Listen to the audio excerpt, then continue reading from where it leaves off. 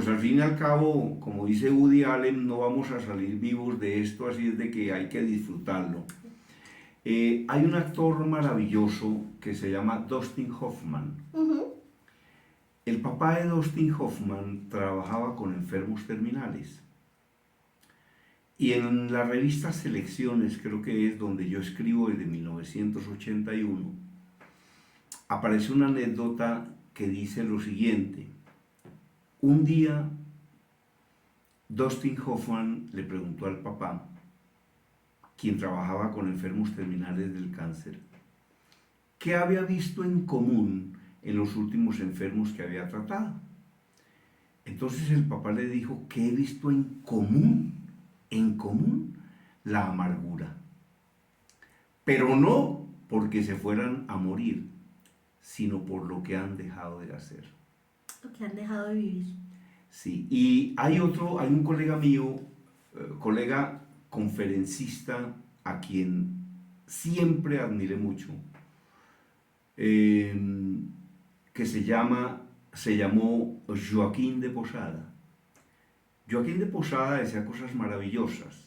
Un día le oí una a propósito de este tema que decía que lo grave no es morirse, sino lo que muere dentro de nosotros mientras estamos vivos.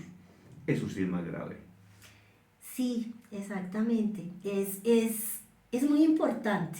Mira que con este tema de la pandemia, con este tema de las pérdidas que tuvimos en pandemia, alguna vez nosotros hacíamos una reflexión en un programa de radio de si con todo esto que nos pasó en la pandemia, como seres humanos, como humanidad en general, íbamos a ser mejores.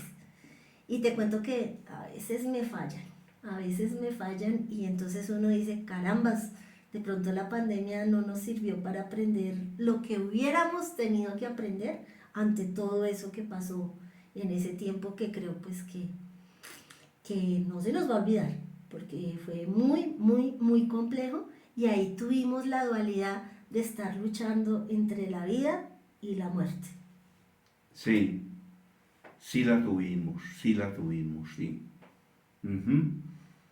Bueno, yo creo que el ser humano crece del éxito, pero también crece de la adversidad y algunas cosas se debieron aprender, ¿no? Algunas cosas, Sí. por lo menos a estar un poco más solo, eh, O más acompañado. o más acompañado.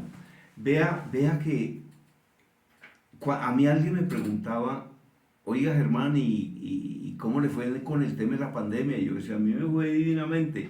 Entre otras cosas porque yo casi no salgo de mi casa o de mi estudio. Yo permanezco normalmente ahí y lo que sí hay que estar muy pendientes es actuar. Porque es que los pensamientos no sirven para nada si no hay acción. Entonces, o uno se sacude y uno es flexible, o le pueden pasar cosas muy delicadas o muy graves, ¿no? Le voy a dar un ejemplo bien simple.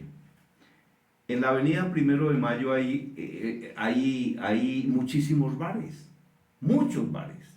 Eso de hecho creo que lo llaman cuadrapicha. Yo he ido allá, creo que una o dos veces fui Sí. a un sitio de música, de música, ¿cómo se llama esto? Salsa, con un colega mío que se llama Jairo Pulgarín, que me dijo, camine, nos vamos para allá, que allá es donde se baila la mejor salsa. Vea que ahí hay decenas o centenares de discotecas. Centenares de discotecas. Y yo recuerdo que cuando llegó la pandemia, pues de las primeras cosas que cerraron las discotecas. ¿Y qué ocurrió? Que los dueños de las discotecas se quebraron, pero no todos, no todos. Hubo unos que cuando se dieron cuenta que esta pandemia ya llevaba un mes y ya llevaba 45 días y no podían abrir y no sabían cuándo iban a abrir, pues convirtieron la discoteca en un supermercado. Se reinventaron. Se reinventaron, y salieron adelante. Ya cuando pasó la pandemia, sacaron el arroz y sacaron la papa y sacaron la pasta y el aceite y lo venderían o lo rematarían y volvieron a montar la discoteca. Exactamente. Y en términos psicológicos lo denominamos resiliencia. Exacto. Ante la adversidad buscamos cómo afrontarla. Sí, claro. Usted sabe que la resiliencia es una condición que tienen, por ejemplo, las alfombras de calidad, ¿no? Ujú. Porque cuando usted va caminando sobre una alfombra, va dejando la huella, pero después la alfombra vuelve y se levanta. Eso es lo que se llama resiliencia, que aplicado a un ser humano es levántese y siga para adelante, limpie el polvo y hágale. Adáptese al cambio. Adaptese al cambio. Ahora, para adaptarse al cambio hay que ser flexibles, ¿no? Sí, hay que, y ahí sí yo pienso que hay que mirar el vaso medio lleno y no medio desocupado, porque de acuerdo a la perspectiva, como uno mire la vida, se hundió o salió a flote. Total. Hay que ser positivo. Y como dice por ahí una persona, hay que sacar todo lo bueno de todo lo bueno y todo lo bueno de todo lo malo. Exactamente. Y para mí no hay fracaso. No, Fracasar es son, no volverlo a intentar. son lecciones aprendidas. Total. Y son claves en la vida, Oh, ¿no? sí. Por ejemplo, una quiebra es equivalente a un posgrado y medio. Me imagino. Si se aprende, ¿no? Si no se aprende, es equivalente a un doctorado. Me imagino. Sí, sí, sí, claro. Ojalá que aprenda la persona, que aprenda esa quiebra. Bueno, ¿cuál es la próxima frase? Otra de Francisco de Rux. ¿Qué dice? Dice, los hombres y las mujeres que fueron serios en el amor y se entregaron gratuitamente por nosotros, como lo hizo Jesús o Buda. Ujú. Habla del amor, es decir, cuando uno hace las cosas con amor, puede perder la vida, pero no perdió la vida en vano. Por Y ejemplo, tenemos- ¿qué se hace con un gran amor? ¿Por qué es tan importante hacer las cosas con amor? Porque Deme es- ejemplos de eso, Porque un es, ejemplo. porque es que mira, en nuestro país desafortunadamente, y no solamente en nuestro país, creo que a nivel mundial, tenemos personas que han muerto, las han muerto, de hecho, por defender convicciones. En este momento recuerdo, hablando de temas ambientales, eh, un defensor de derechos ambientales en México que creía en el santuario de las mariposas monarca, porque si ese espacio desaparecía, la mariposa desaparecía, y lo mataron. Y pues él dentro de lo que hablaba, decía que él amaba esos espacios y amaba esos animales y pues murió por amor, Murió por amor. por sus convicciones. Claro que sí. Y pues en nuestro país que ha sido tan golpeado, diría Sí. yo, por estos temas de la violencia, Sí.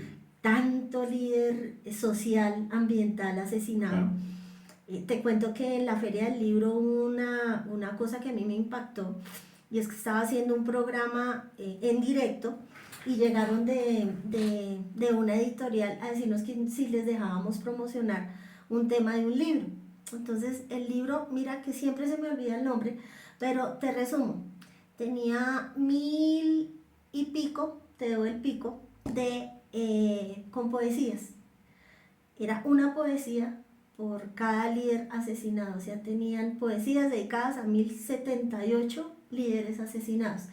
Y estaban buscando estar en micrófono para decirle a los familiares de esos líderes que si los escuchaban, que fueran por su ejemplar. ujú. Eso te cuento que me marcó. Sí, sí. Maravilloso el tema. ¿Qué otra frase encontró, le gustó y quiere compartir? Hans Christian Andersen. ¿Qué dijo? Cuando las palabras fallan, la música habla. Cuando las palabras fallan, la música habla. ¿Y a qué se refería? Que yo creo que esa parte de nuestro ser, cuando escuchamos música, cuando oímos las letras de las canciones, a veces uno con música puede expresar cosas que no se pueden expresar, por ejemplo, con la palabra. Entonces, cuando las palabras fallan, mire, si uno en los tiempos mozos con la novia, el novio o lo que fuera, pues te dedico esta canción, te escucha esta música y pues la gente se acordaba de uno. Sí. Yo tuve una novia que se llamaba Vilma Yo García sabía. y no le dediqué una canción a ella, pero hice una cosa muy inteligente y fue dedicársela al suegro, viejo, mi querido viejo. Y a partir de ahí el viejo Me ya gané al suegro. claro, que era supremamente importante en esa época y en ese caso, ¿no?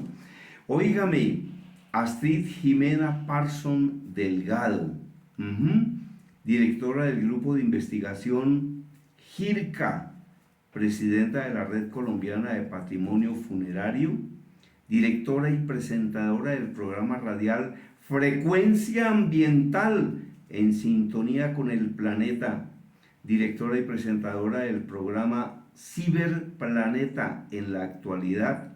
Ha sido representante estudiantil, profesional, miembro de la Asamblea Universitaria. Bueno, se ha dedicado a muchísimas cosas. ¿Cuáles son sus reflexiones finales en la emisora Positiva Estéreo y en nuestro canal de YouTube? Mi reflexión final, creo que es la suma de todas esas frases que trajimos para el día de hoy. No hay que perder la muchosidad, tenemos que conservar la esencia.